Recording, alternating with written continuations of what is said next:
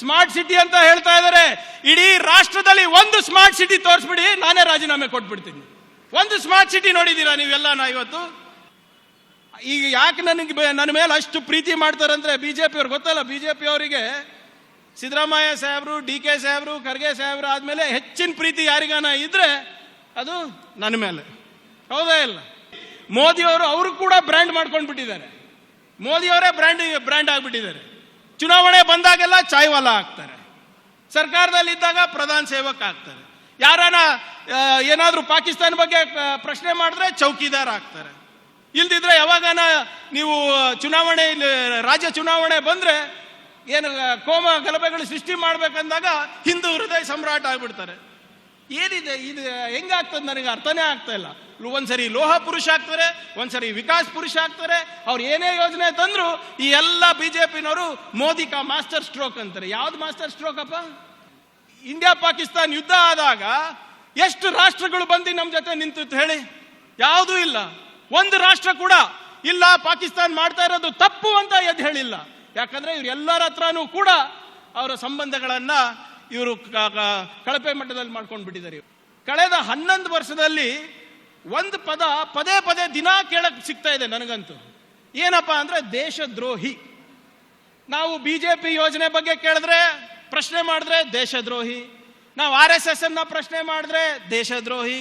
ಅವ್ರ ತತ್ವ ಸಿದ್ಧಾಂತವನ್ನ ಒಪ್ಕೊಂಡಿಲ್ಲ ಅಂದ್ರೆ ದೇಶದ್ರೋಹಿ. ಇದು ಮುಂಚೆ ಇಷ್ಟು ನಾವು ಕೇಳ್ತಾ ಇರಲಿಲ್ಲ. ಗಾಂಧೀಜಿ ಅವರು ದಾಂಡಿ ಮಾರ್ಚ್ ಮಾಡಬೇಕಾದ್ರೆ ಬಿಜೆಪಿ ಅವರೆಲ್ಲಿದ್ರು, RSS ಅವರೆಲ್ಲಿದ್ರು? ಕ್ವಿಟ್ ಇಂಡಿಯಾ ಮೂವ್ಮೆಂಟ್ ನಡಿಬೇಕಾದ್ರೆ ಎಲ್ಲಿದ್ರು? ಸೈಮನ್ ಗೋ ಬ್ಯಾಕ್ ಘೋಷಣೆ ಕೂಗಿದಾಗ ಎಲ್ಲಿದ್ರು? ದುಂಡು ಮೇಜಿನ ಸಭೆ ನಡೆಸಬೇಕಾದಾಗ ಎಲ್ಲಿದ್ರು? ನಾನ್ ಕೋಆಪರೇಷನ್ ಮೂವ್ಮೆಂಟ್ ಮಾಡಿದಾಗ ಎಲ್ಲಿದ್ರು ಇವರು?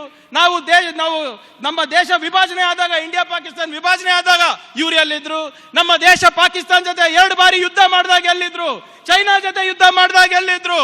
ಸುಭಾಷ್ ಚಂದ್ರ ಬೋಸ್ ಅವರು ಇಂಡಿಯನ್ ನ್ಯಾಷನಲ್ ಆರ್ಮಿ ಬ್ರಿಟಿಷ್ ಅವ್ರ ವಿರುದ್ಧ ಕಟ್ಟಬೇಕಾದ್ರೆ ಎಲ್ಲಿದ್ರು?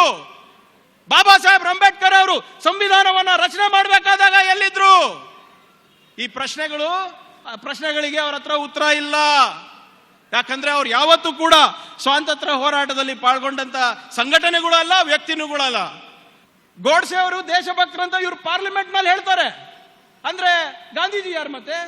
ದೇಶದ್ರೋಹಿನ? ಏನ್ ಇವರಿಗೆ ಸ್ವಲ್ಪನ ಸಾಮಾನ್ಯ ಪ್ರಜ್ಞೆ ಇದೆಯಾ ಇಲ್ಲ ಅಂತ ಗೊತ್ತಿಲ್ಲ. ಇವತ್ತು ಯಾರು, ಯಾವ ಸಂಘಟನೆಗಳು, ಯಾವ ವ್ಯಕ್ತಿಗಳು ನಮ್ಮ ಸ್ವಾತಂತ್ರ್ಯ ಹೋರಾಟದಲ್ಲಿರ್ಬೋದು, ರಾಷ್ಟ್ರ ನಿರ್ಮಾಣದಲ್ಲಿರ್ಬೋದು, ರಕ್ತ ಬಿಡಿ ಬೆವರು ಕೂಡ ಸುರಿಸಿಲ್ಲ, ಅವರು ನಮ್ಗೆ ಇವತ್ತು ದೇಶಭಕ್ತಿ ಸರ್ಟಿಫಿಕೇಟ್ ಕೊಡ್ತಾ ಇದ್ದಾರೆ. ಅವರಿಂದ ನಾವು ದೇಶಭಕ್ತಿ ಸರ್ಟಿಫಿಕೇಟ್ ತಗೊಳ್ಳೋ ಅಗತ್ಯ ಇದೆಯಾ? ವೀರ್ ಸಾವರ್ಕರ್ ಅಂತ ಅವ್ರ ಬಿರುದಿದೆ ಅಲ್ಲ, ಸಾವರ್ಕರ್ ಅವರಿಗೆ ಕೊಟ್ಟಿದ್ದು. ಅದು ನಾವು ಕೇಳ್ತೀವಲ್ಲ, ಅದಕ್ಕೆ ಅವರಿಗೆ ಇದು ಮಾಡ್ತಾರೆ. ಒಬ್ಬ ವ್ಯಕ್ತಿ 1929ರಿಂದ 1947 ವರೆಗೂ 60 ರೂಪಾಯಿ ಪೆನ್ಷನ್ ತಗೋತಾರೆ ಬ್ರಿಟಿಷ್ ಇಂದ. ಅವ್ರಿಗೆ ನೀವು ದೇಶದ್ರೋಹಿ ಅಂತೀರಾ, ದೇಶಭಕ್ತರು ಅಂತೀರಾ? 60 ರೂಪಾಯಿ ಪೆನ್ಷನ್ 18 ವರ್ಷ ಬ್ರಿಟಿಷರಿಂದ ತಗೊಂಡಿರೋದು ಸಾವರ್ಕರ್ ಅವರು. ಸುಳ್ಳಂತ ಹೇಳ್ಬಿಡ್ಲಿ ಬಿಜೆಪಿ ಅವರು? ಇವತ್ತು ಇಂಡಿಯಾ ಪಾಕಿಸ್ತಾನ್ 2 ದೇಶ ಆಗಿದೆ ಅಲ್ಲ, ಈ 2 ನೇಷನ್ ಥಿಯರಿ ಅಂತ ನಾವೇನ್ ಹೇಳ್ತೀವಿ, ಮುಸ್ಲಿಮರಿಗೆ ಒಂದು ರಾಷ್ಟ್ರ ಆಗ್ಬೇಕು, ಹಿಂದೂಗಳಿಗೆ ಒಂದು ರಾಜ್ಯ ಆಗ್ಬೇಕು ಅಂದ್ಬಿಟ್ಟು ಮೊದಲೇ ಪ್ರಸ್ತಾವನೆ ಇಟ್ಟಿದ್ದು ಯಾರು ಗೊತ್ತಾ? 1937ರಲ್ಲಿ ಹಿಂದೂ ಮಹಾಸಭೆಯನ್ನ ಅಹಮದಾಬಾದಿನ ಘೋಷಣೆಯಲ್ಲಿ ಇದನ್ನ ಘೋಷಣೆ ಮಾಡಿದ್ದು ಮೊದಲು ವೀರ್ ಸಾವರ್ಕರ್ ಅವರು. ಇದು ಅವ್ರ ಇತಿಹಾಸ, ಬಿಜೆಪಿ ಅವರಿಗೆ ಗೊತ್ತಿಲ್ಲ. 6 ಬಾರಿ ಎಲ್ಲೋ ಅದು ಕಾಲಾಪಾನಿ ಅಲ್ಲಿ ಇದ್ರಂತವ್ರು, ಅದಕ್ಕೆ ದೇಶಭಕ್ತರಾದಂತೆ. 6 ಬಾರಿ ಮಾಫಿ ಪತ್ರ ಬರೆದಂತ ವ್ಯಕ್ತಿ ಇವರು. 6 ಬಾರಿ, 1 ಅಲ್ಲ 2 ಅಲ್ಲ 3 ಅಲ್ಲ 6 ಬಾರಿ ಬ್ರಿಟಿಷ್ ಅವ್ರ ಜೊತೆ ನಾವು ನಿಮ್ ಜೊತೆ ಸಹಕರಿಸ್ತೀವಿ ಅಂತ ಮಾಫಿನ ಪತ್ರ ಬಂದ್ರು, ಕ್ಷಮೆ ಪತ್ರ ಬರೆದಿದ್ರು. ಅವ್ರು ಹೇಳ್ತಾರೆ ಇಲ್ಲ, ಅವರು ಆ ಜೈಲ್ನಲ್ಲಿ ಇದ್ರು ಅಂತ. ಆ ಜೈಲ್ ನಡೆದಿದ್ದು 33 ವರ್ಷ, 698 ಕೊಠಡಿಗಳಿದೆ ಅದರಲ್ಲಿ. ಸುಮಾರು ಆ 33 ವರ್ಷದಲ್ಲಿ 80,000 ದೇಶಭಕ್ತಗಳು, ದೇಶಕ್ಕೆ ಹೋರಾಟ ಮಾಡಿದ ವ್ಯಕ್ತಿಗಳು ಅಲ್ಲಿ ಸೆರೆ ಇದ್ದಿದ್ರು. ಎಷ್ಟು? 80,000. ಆದ್ರೆ ಕ್ಷಮೆ ಕೊಡಿ ನನಗೆ ಅಂತ ಬರ್ದಿರೋದು ಬರೇ 3 ಜನ. ಅದರಲ್ಲಿ ಹೆಚ್ಚು ಯಾರು ಬರ್ದಿರೋದಂದ್ರೆ ನಮ್ಮ ಬಿಜೆಪಿಯರ ರೋಲ್ ಮಾಡೆಲ್ ವೀರ್ ಸಾವರ್ಕರ್ ಅವರು. ಇದನ್ನ ನಾನು ಹೇಳ್ತಾ ಇದ್ದೀನಿ ಅಂತ ನಂಬಕ್ ಹೋಗ್ಬೇಡಿ ದಯವಿಟ್ಟು.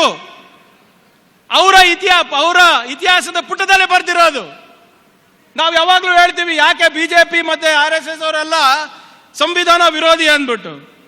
ಇವರೇ ನೀವು ನೋಡಿ, ನವೆಂಬರ್ 30, 1949 ಯಾವಾಗ ಕಾನ್ಸ್ಟಿಟ್ಯೂಂಟ್ ಅಸೆಂಬ್ಲಿ ಡಿಬೇಟ್ ನಡೀತಾ ಇತ್ತು, ಡಾಕ್ಟರ್ ಬಾಬಾ ಸಾಹೇಬ್ ಅಂಬೇಡ್ಕರ್ ಅವರು ನಮ್ಮ ಸಂವಿಧಾನವನ್ನ ಲೋಕಾರ್ಪಣೆ ಮಾಡ್ತಾ ಇದ್ರು.